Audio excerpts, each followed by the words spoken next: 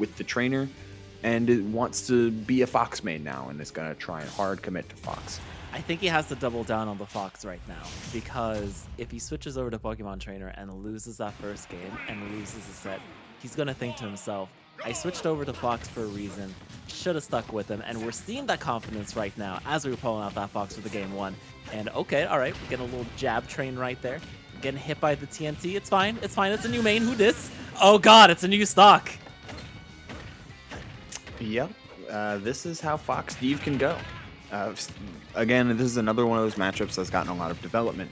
Fox is a incredibly versatile character, but then you just sometimes this happens to you, and Fox is so much of a fast follower that you have to take to 30% in order to oh my god, he's dead! The jab train, and yep, he's just gone. Welcome to the matchup whenever Steve gets his hands, or her hands, in this case for both Fhantum and for Alex, on Fox. God, I'm just imagining like Alex coming up to me and like little like 5 digits coming out of the blocks and like strangling me. It's like, oh, this thing's a monster. All right, but finally gets that up there. Tries to close this out, jumping around the shield, not really putting on a lot of pressure, but just trying to hold up stage position. Gets a good up smash. I don't think he's out of it just yet. No, not by a long shot. But it is going to take some very pristine play at these low percents, because at 43%, Fox is such a fast forward that you still get dog walked. You still get the jab trains happening at these percentages. Tries for fair footstool. What year is it? Oh boy, it's the year of Fox apparently. I'm down for that. Fox is sick. Oh my god, tried to the footstool. He's looking for it. You know what? Win condition acquired, but it's gonna be tough in order to fully play around that. Gets the rebound off the block though. We said. Oh my god, what a tech! Another forward smash. He's just throwing out hitboxes here. Yeah, gotta sometime. Oh wow, puts out the back air and connects. 102. Is Beast gonna pull this out? Are we gonna get a win? There's no diamond, no gold. Fhantum has been stuck on stone tools the entire time. Gets a plenty of opportunity to mine, though. The parry on the forward smash, anticipated it coming. Tries for it again, though. This is the... Wait a minute. Oh my god. Okay. All right, did get hit by that glide. Doesn't want to go in and get hit by that fair. That was such an amazing first game. I know he's like reeling from it, but that comeback was exceptional. And that's what I was starting to say before the things got silly. The Fox's main strength comes from, just like any other fast character, just like any of the, well, maybe not Falco, but just like Wolf, as we saw in a previous matchup, just like Cloud in a lot of ways, or Mithra, just like, and pick your fast character.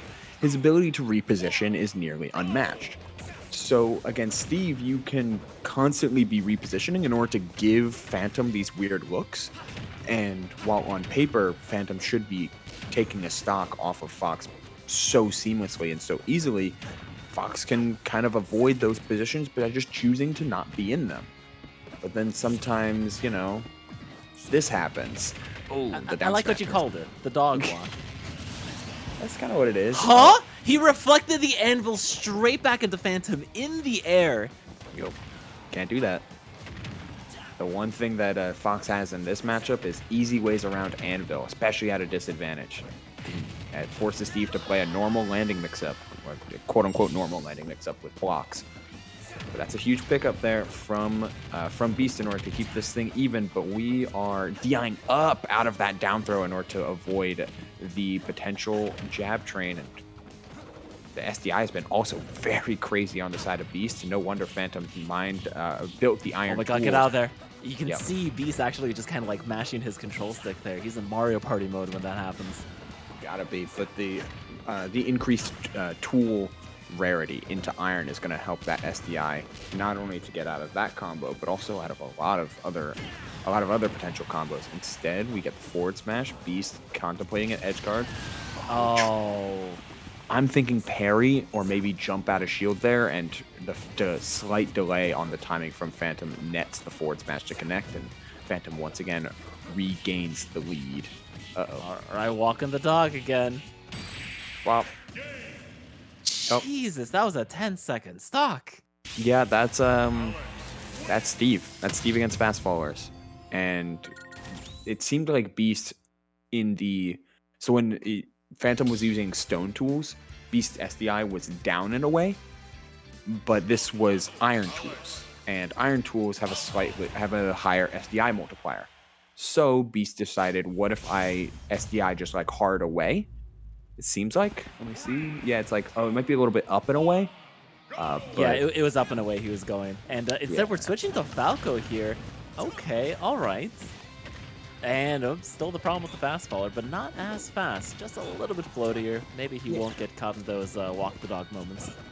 yeah, Falco doesn't get jab trained, and doesn't have the same type of problem where Fox can just feel like he's working so hard, and then Steve lands one jab and just wins, like full stop. But you have a much harder time recovering. Yeah, I than can't even Fox recover back right does. there. And Beast looks so deflated right there. I think after those last two stocks, especially that one, he's just shaking his head, throwing up his hands, and he's still fighting back. He's not giving up. But I do feel like there's been some fire lost here. Just a little bit. And that edge guard is going to kind of seal the fate of, if not the game, Beast's mentality. Because Falco has the snowball potential, but it's off of his combo starters. And Beast is seemingly still playing in a Fox type of mentality where he's trying to get a one-hit vortex instead of a one-hit like combo and extension type of game plan. That's not going to work out for you well because your mentality is just different, and most importantly, not in the right headspace. Looking for a big forward smash there, but gets spot dodged. Just a couple blocks get set up, and Phantom chooses to get a little bit of time to try and get some materials back, and does enough. And I think right now he is kind of playing for this game data. In case he does face against Phantom another time, he'll be ready. So I do think he's using these tilts a lot better. He's actually breaking these blocks.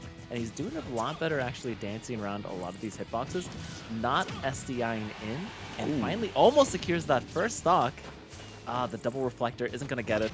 Nice little wall jump though. The down tilt still not getting it. Oh, tries to Elytra back to stage. The Elytra up smash was on the table if it connected. However, no dice, and a nice rising there. A slick edge guard from Beast. Big pickup for sure, and only stone tools. Not enough gold in order to craft the gold tools, and instead gets the up tilt. Resets on the platform. Does turn around forward air into the minecart immediately after, though. Rode in the minecart in order to prevent the reflector. Just needs the pickup. Oh my god, he jumped into it. Oh, No. Beast, no, I'm so sorry. Oh, he had that too. If he hadn't jumped out of habit, he would have been okay. Well, it's he not could have even. taken at least one more stock.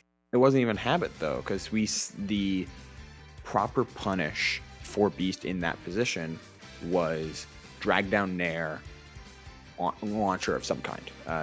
It seemed like the flavor usually is like drag down nair up tilt. You could have also done down tilt. The risk is you get caught by the up smash. So maybe you should have just done run up down tilt or up tilt, but at the spacing, Beast's optimal punish was nair up tilt. He went for the optimal punish. It just so happened that he stuck out his wings a little too far. Oh man, but I still think that's the coolest kill of the set there. That reflector of the anvil. Even Phantom did like the little FGC head nod. Was like, Yeah, you got the counterplay was there for Fox. For Falco, it just wasn't as crispy as it needed to be to win that set, and it took two stocks too long to finally get the rhythm down. Absolutely, that's a great way to put it, Swiss. And unfortunately for Beast, that walks him out at third place, bringing us to a rematch. As we see, Fox problems. As we see a rematch of winners finals, Jackal and Phantom will be up to bat to decide the winner of Fusion number 232. All right, so I'm thinking we're gonna get the bracket reset. I know that we've all been very happy that, the event has been going on pretty fast. People have been, doing a really good job of keeping us here under 10:30, I think. But we'd love to see those resets. I think it's possible. Granted, I mean, again, this is no shade. Anything's possible with Steve. I don't think Steve has losing matchups, but I don't think he has any problem matchups. Like Steve can beat Sonics, Steve can beat any character in the game if the Steve is good enough. And Fhantum has proven over the course of multiple months at this point that she's good enough. So I can think- absolutely see a reset here, if not Fhantum taking the bracket.